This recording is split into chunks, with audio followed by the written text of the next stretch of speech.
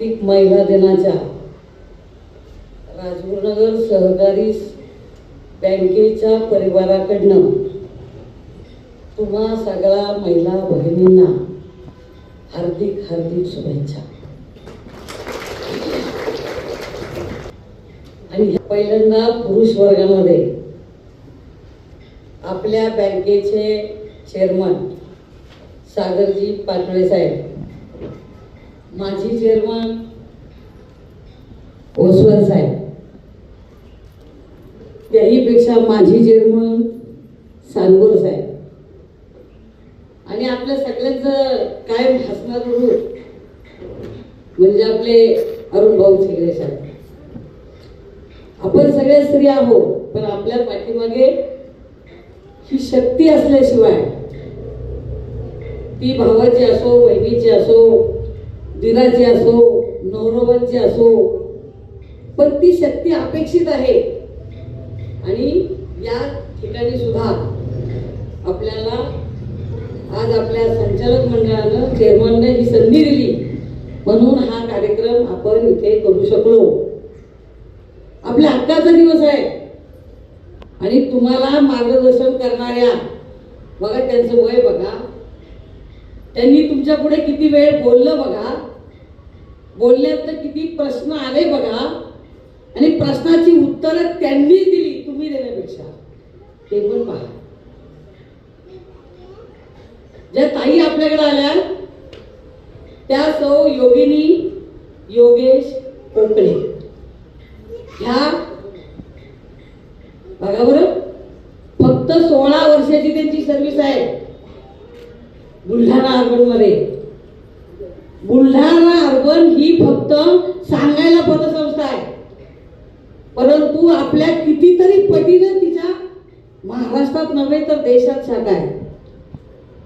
कारण बालाजीला पाहिले, नंतर इकडे देवीकडे आपल्या माहुरगडला पाहिले, त्यांच्या संस्थेबरोबर रेस्ट हाऊस सुद्धा आहे, जेवणाच्या सोयी सुद्धा आहे, राहण्याच्या सोयी सुद्धा आहे।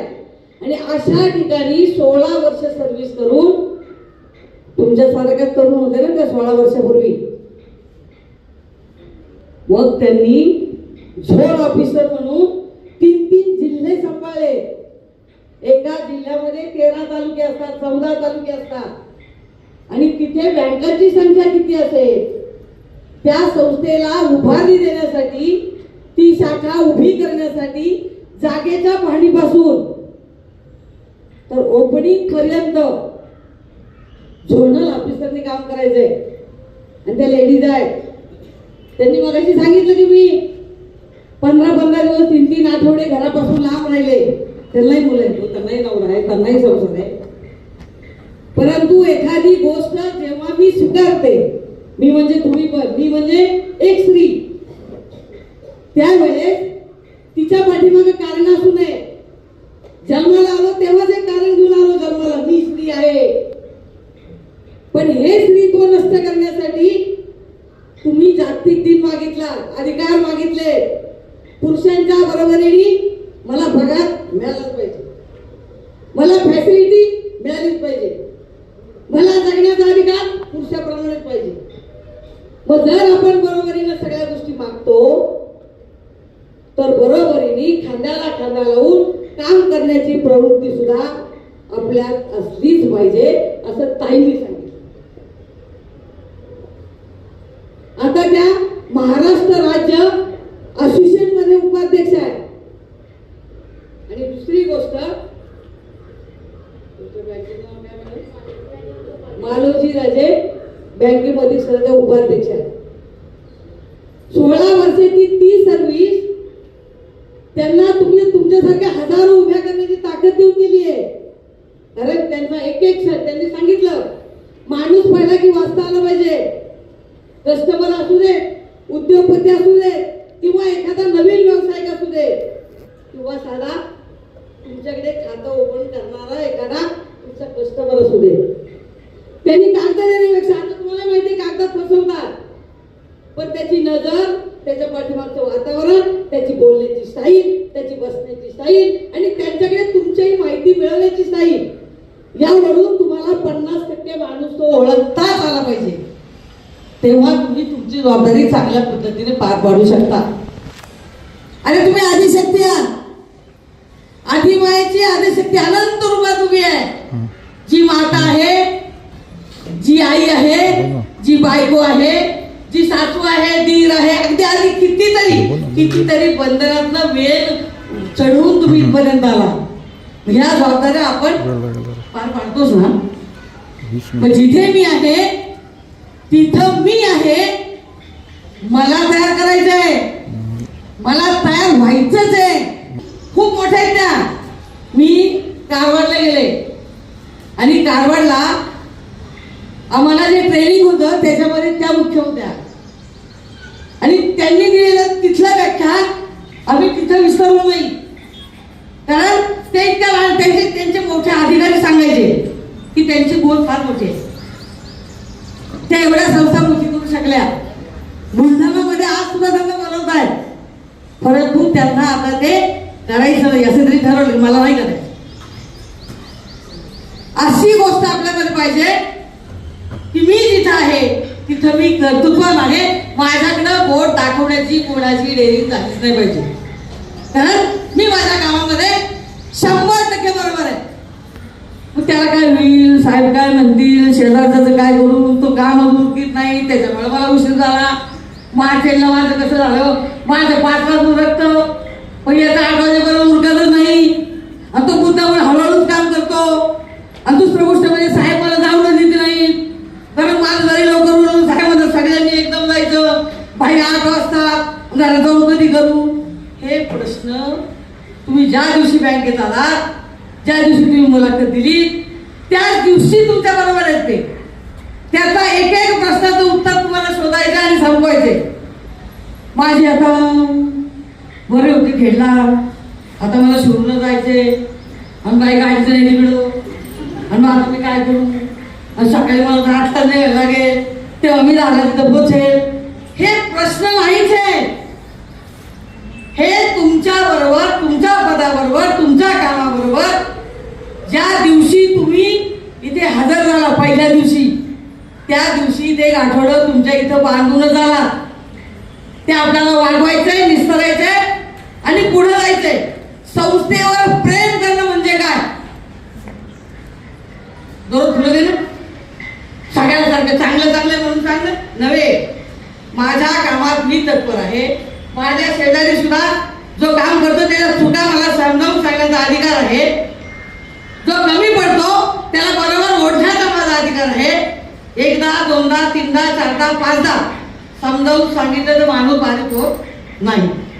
कारण बुद्धी नेहमी वाटण्यासाठी असते, शिकण्यासाठी जशी असते तशी दुसऱ्याला दिल्याशिवाय ती मोठीच होत नाही. म्हणून महिला दिनाच्या निमित्तानं मी फार बोलेल पण मी बोलणार नाही. मला फक्त एकच सांगायचंय की तुम्ही येता इथं स्टेजवर मी बसले की मला असं वाटतं तुम्ही कमी पडले की मला काहीतरी, कारण तुम्हाला आता 15-15 वर्ष झाली, तुम्हाला प्रत्येक गोष्टी जाणीव झालीच आहे. नुसतं खाली म्हणतो पेन हातात धरायचं लिहिलं म्हणजे अधिकारी आहे का? ताईने मला अशी विचारले की तुमच्याकडे क्लास पण किती आहे? चेकर सुद्धा म्हणला नाही मी चेकर आहे म्हणून. चेकर अधिकारी आहे ना, मग चेकर तर थोडी नाही झालं मी अधिकारी आहे माझा, मी माझ्या एका ब्रँडचं सगळं काम पाहते. का नाही म्हणू शकत तुम्ही? तुम्ही सगळे क्लास घेत ना, किती चेकर हातभार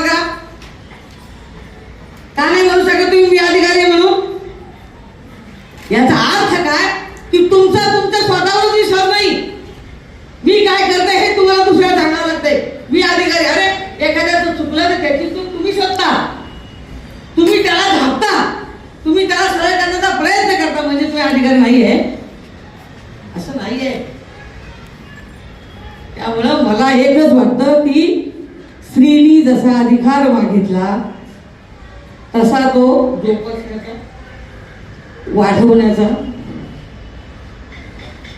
आणि त्याला कमीपणा द्यायचाच नाही. कधी एक चुकली ना ते त्या 10 जणींचा तिथे 10 जणींना खाली मान घालायला लागतं, लक्षात ठेवा. त्यामुळे तुमच्याकडनं अपेक्षा, आम्ही आज आहे उद्या नाही, पण तुम्ही तुम्हाला हे वाढवायचंय.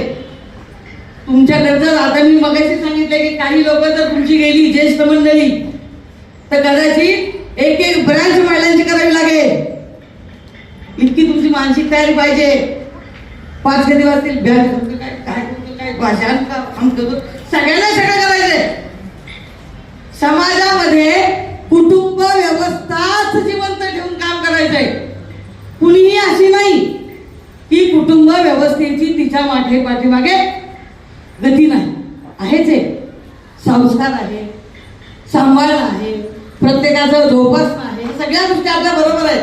तरी सुद्धा निसर्ग राहून आपल्या कामात तत्पर राहून अभ्यासू राहून जास्तीत जास्त म्हणजे राजीवनगर सहकारी बँकेचा माणूस म्हटला तर सहकार क्षेत्रावर म्हणून सांगतात मग मॅडमला सहकार म्हणजे काय. तुम्ही तर काम करा.